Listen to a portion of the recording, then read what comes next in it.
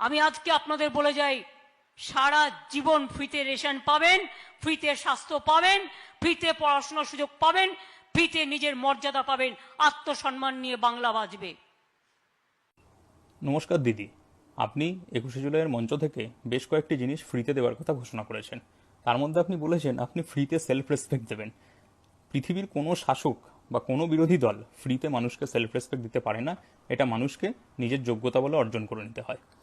আপনি বলেছেন ফ্রিতে এডুকেশন দেবেন। পশ্চিমবঙ্গে এডুকেশন ব্যবস্থা অলরেডি ফ্রি, তাহলে আপনি আবার কি ফ্রিতে দেবেন? আপনি খোঁজ নিয়ে দেখবেন একের পর এক সরকারি সাহায্যপ্রাপ্ত স্কুল কিভাবে বন্ধ হয়ে যাচ্ছে ছাত্রছাত্রীর অভাবে।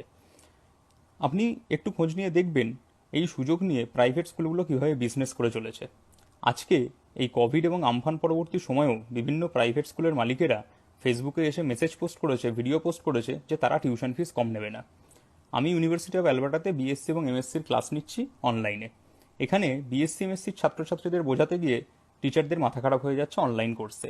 আপনি বলতে পারেন 10 থেকে 12 বছরের বাচ্চারা কিভাবে অনলাইনে ক্লাস করে? শুধুমাত্র টিউশন ফিস নেওয়ার জন্য এই প্রাইভেট স্কুলগুলো এখনও রমরমিয়ে বিজনেস করে যাচ্ছে। আপনি তাদেরকে কিচ্ছু করতে পারছেন না। আবার আপনি উল্টে প্রতিশ্রুতি দিচ্ছেন আপনি নাকি ফ্রিতে এডুকেশন দেবেন। কি করে দেবেন দয়া করে একটু বলবেন? সর্বশিক্ষা অভিযান ভারতবর্ষে চালু করে গেছিলেন অটল বিহারী বাজপেয়ীজি এবং আব্দুল কালামজি। এখন পশ্চিমবঙ্গে গিয়ে আমি লাস্ট বছর দেখলাম আপনার সরকারি যে বাসগুলো আছে তাতে আপনি সর্বশিক্ষা অভিযানের স্টিকার মেরেছেন এবং তার পাশে পশ্চিমবঙ্গ সরকার এবং আপনার ছবি লাগিয়েছেন। এই প্রকল্পটিকে অন্তত আপনি ছেড়ে দিতে পারতেন। এটা আপনার তৈরি নয়, তাই মানুষকে আপনি অযথা ভুল বোঝানোর চেষ্টা করছেন। আপনি বলেছেন ফ্রিতে হেলথ কেয়ার ফেসিলিটি দেবেন। কখনো খোঁজ নিয়ে দেখেছেন যে হেলথ কেয়ারের পশ্চিমবঙ্গে কি অবস্থা? প্রাইভেট হসপিটালগুলো দিনের পর দিন কিভাবে মানুষকে লুটপাট করে যাচ্ছে আপনি কখনো খোঁজ নিয়েছেন? একাধিক হসপিটাল, প্রাইভেট হসপিটালে রোগী মৃত্যুর ঘটনা ঘটেছে। আপনি কি করলেন? আপনি যারা মারা গেল তাদের পরিবার থেকে একজন করে চাকরি দিয়ে দিলেন। এটা তা হলো ক্ষতিপূরণ। আপনি ম্যানেজমেন্টের বিরুদ্ধে কোনো ব্যবস্থা নিতে পেরেছেন 10 বছর ধরে? একটা কিচ্ছু ব্যবস্থা আপনি নিতে পারেননি।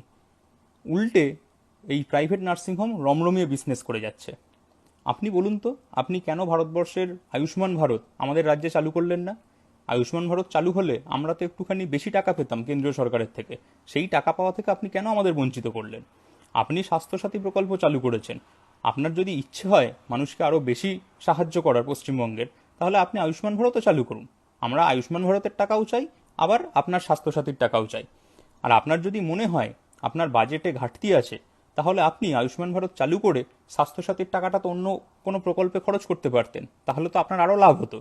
আপনি সেটা করলেন না, আপনি শুধু বিরোধিতা করে গেলেন।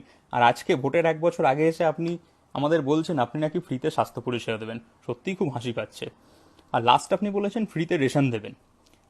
এই প্রসঙ্গে বলে রাখা ভালো যে one nation one ration card একটা ঐতিহাসিক পদক্ষেপ ছিল কেন্দ্রীয় সরকারের। আপনি যথারীতি বিরোধিতা করে সেটা বন্ধ করে দিয়েছেন। এই সস্তার রাজনীতি আর কতদিন দেখবে বাংলার মানুষ? আমরা এটা থেকে মুক্তি চাই। আমরা চাই আমাদেরকে ফ্রিতে কিছু দিতে হবে না, আমরা টাকা পয়সা দিয়ে নিতে পারবো, কিন্তু আমাদেরকে টাকা পয়সা উপার্জনের বন্দোবস্ত করে দিন। তাই দয়া করে এই বঞ্চনার রাজনীতি, এই মিথ্যাচারের রাজনীতি, এই সমস্ত আর করবেন না। হয় যদি আপনার ক্ষমতা থাকতো, লাস্ট 9 বছরে আপনাকে অ্যাবসলিউট ম্যান্ডেট দিয়ে মানুষ ক্ষমতায় দিয়েছিল, আপনি এগুলো করে দেখাতেন। তার একটা কাজও আপনি করে দেখাননি। তাই এই সত্যি কথা বলার জন্য আপনার কাছে ক্ষমা চেয়ে নিচ্ছি। আপনাকে আর মুখ্যমন্ত্রী হিসেবে দেখতে চাই না, সত্যি বলছি। ধন্যবাদ।